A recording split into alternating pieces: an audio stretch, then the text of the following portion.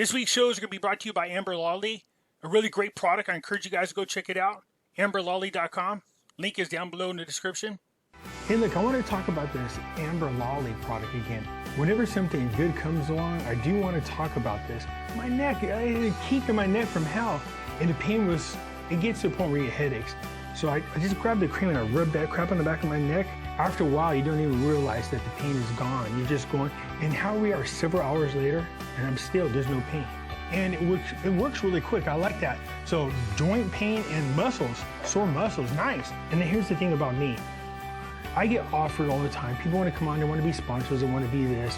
My thing is, if I don't use your product, I'm not interested. You know, I can sell out everything and make a ton of money, but no, you know, my subscribers to me are very important. But this product here, absolutely, I'm going to endorse this. I like it a lot. AmberLolli.com. Welcome to Pimpy's Investment Chat, where we keep investment talk simple. And here's your host, Pimpy. What is going on out there, peeps? Let's get back to Iraq. There's some things rocking and rolling. Something that definitely looks like good news, at least we're hoping. We'll get into that here in just a moment. Before we get started, hit the thumbs up button, because when you do, it helps us get past the algorithm that YouTube puts on us and keeps us from being shadow banned. If you're not a subscriber, please do so, because when you do, it helps out the channel, and I surely do appreciate it.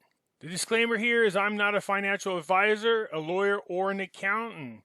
The information that I share with you, I do freely. It is of my own opinion. Hey folks, just a quick reminder that back in 2008 and 9, a lot of people lost all of their retirement savings and their 401ks and IRAs because they did not own gold and silver. Yeah, that's right. Gold and silver protects you from a market crash. So do yourself a favor, protect your retirement by purchasing gold and silver. You can go to moneymetals.com, reach out to them, and they will help you set yourself up to protect you and your family from having to start all over from scratch. If you're a first-time buyer and you spend more than $100, use promo code Pimpy, P-I-M-P-Y, and they will send along with your order a free half ounce of silver. So folks, do yourself a favor, head on over to moneymetals.com and protect you and your family from a market crash, as well as inflation.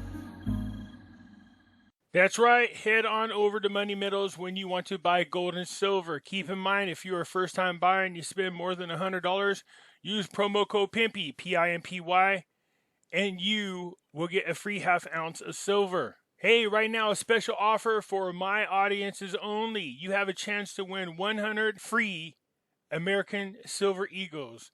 That's over $3,000 in value.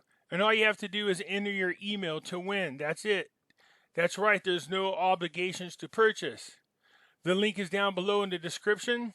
So head on over there, enter to win. You have between now and December 31st of this year to enter.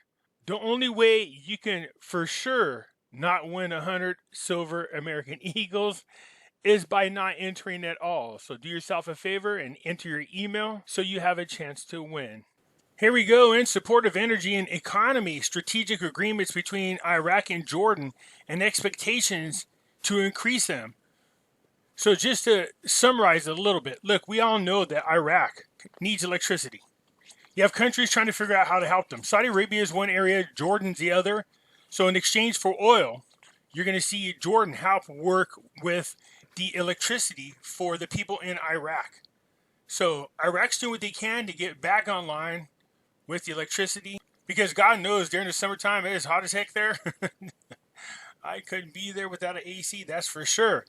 So this is a long article about a little bit about their history and what the proposals are, and the fact that they'll be working on other projects in the future.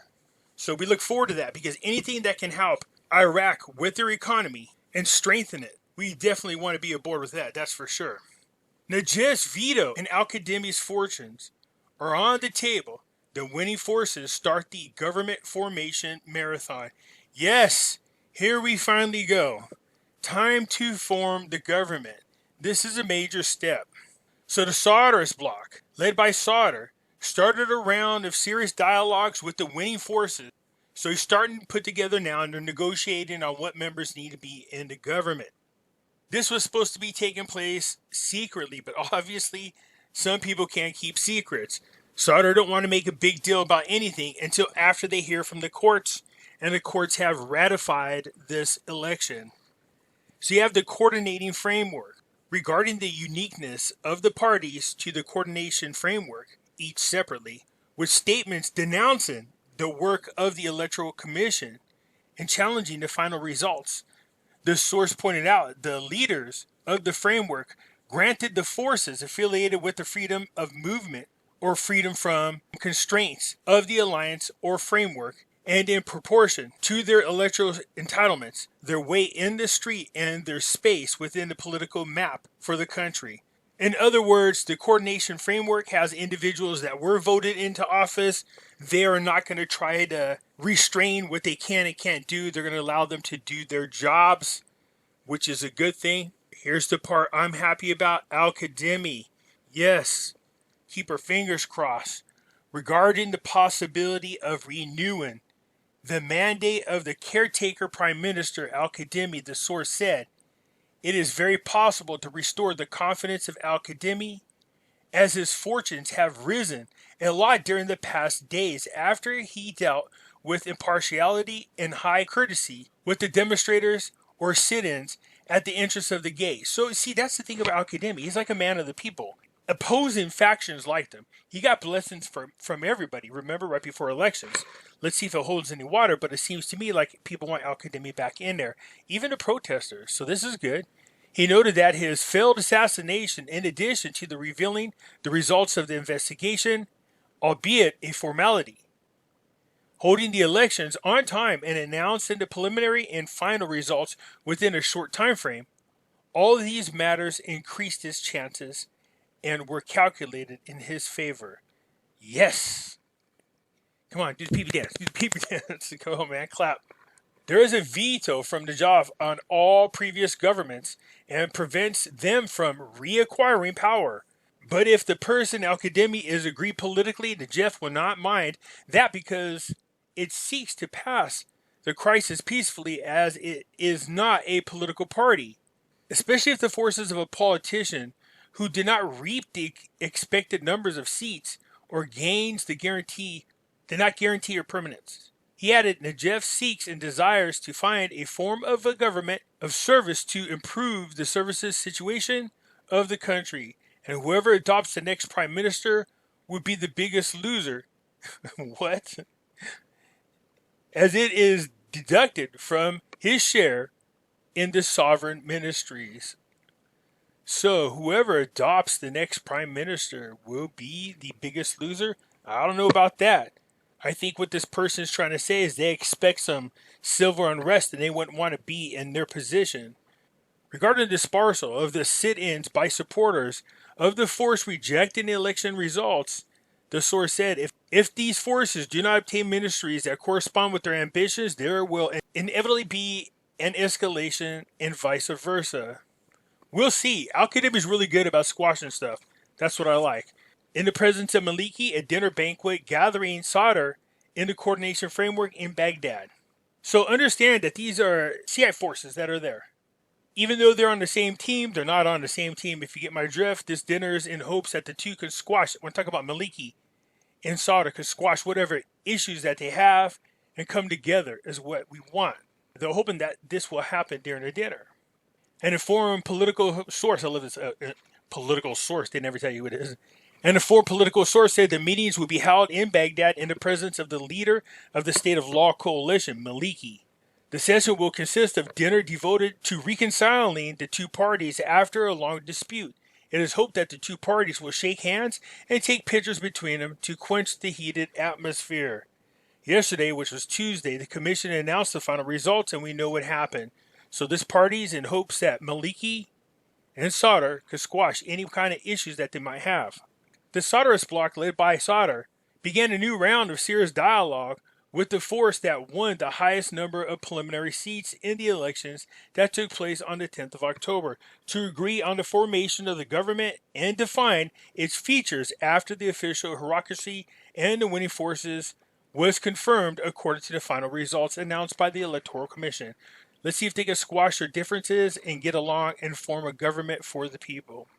officially announcing the end of the American war in Iraq, an opportunity that Biden may take advantage of. I don't know how he's going to take advantage of it. I know they're not trying to tell us that Biden came up with this idea. 45 was already putting it into works. On top of the Abraham Accords, let's remember that there are orders by the Democrats not to mention the words Abraham Accord. Why is that?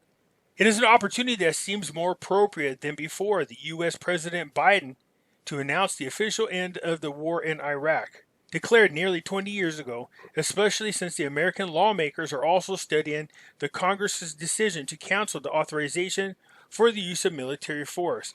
What if, and this is where the Republicans are concerned, what if we start seeing terrorist groups rise up in these countries? Technically, we can't go in there anymore if this happens. Biden had announced his support for the repeal, and the White House statement said a few days ago that the U.S. administration supports the repealing of the authorization for the use of military force of 2002, as the United States has no ongoing military activities that rely solely on the authorization, and it is likely to repeal this authorization. The law has little effect on current military operations.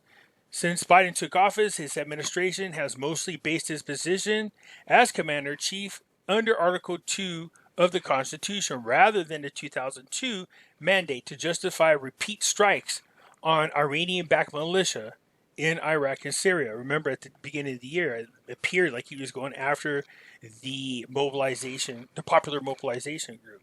The Washington Post shed light on what is described as the opportunity in a report translated by the News here in Iraq, stated that Joe Biden may get a chance to officially end the war in Iraq. Biden could be in a position to rescind the measure taken by the U.S. Congress 2 decades ago that provided the legal rationale for the invasion in Iraq in March 2003, the authorization for military forces adopted by American lawmakers in October of 2002.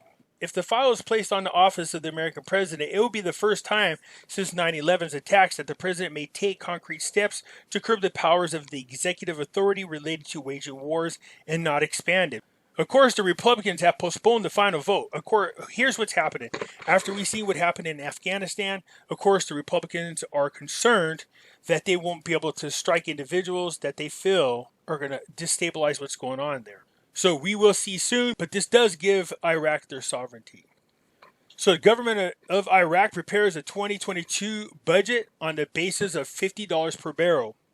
So Saleh revealed the preparation of the budget that he described as precautionary for the year 2022, indicating that the new budget may depend on borrowing. We don't want that. Saleh said in an interview with the official newspaper, that is, the budget draft for next year is ready, and for the first time it contains a plan for investment projects that are clear and built for a period of 3 years. Each of these 3 years includes allocation, so there's no commitment and delay, revealing that the 2022 budget, it was built on the basis of an oil price at $50 per barrel, despite the fact that current prices are above that. The government adopts these prices as a precaution because Iraq is a rentier country and lives on oil that is mortgaged at the world market prices. Noting that these procedures will create a hypothetical and not real deficit, meaning that if there is a surplus of oil, it will cover budget obligations. If this is not achieved, the state will borrow.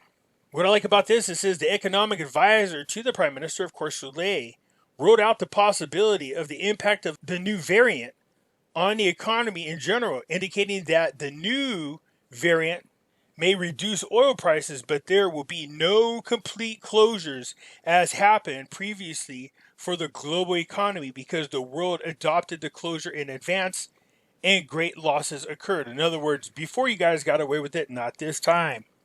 The Iraq budget depends on more than 90% of its oil sales, which were affected last year by the RONA. We know this. We saw what happened. It dropped oil prices. It affected Iraq in a really negative way. Also, he called on the completion of the Sovereign Fund project, explaining that this fund can achieve justice in the distribution of revenues from oil and gas, and how to invest and develop them through promising programs and projects. Good. We want that to happen. I'd like to see that happen everywhere, to be honest with you. I like how it says this. Sources reveal an up-and-coming meeting between the leaders of the Soros movement and the forces of the coordination framework. This is supposed to be in secret, just so you know. So we know there's a banquet that's coming for solder. We know it's going to be done with Maliki there. We're hoping that they squash their differences. That's what this is really about. The names of the winners of the seats in the House of Representatives will be sent today to the federal courts. In order for the courts to ratify, they need the names of the actual winners. So some seats were overturned, not very many. But now we're just waiting for the courts to ratify the election so that Sauder could continue working on developing this government. So far, so good. It's looking like things are falling into place. We really want to see Al-Kadhimi in there. I'd love to see him continue to do the great work that he's doing and to do what it takes to make sure that Iraq is back on track and that their people are prospering. So anyways, that's it for now. Hit the thumbs up button. If you're not a subscriber, please do so, because when you do, it helps out the channel, and I surely do appreciate it. And I'll catch you later. I'm out.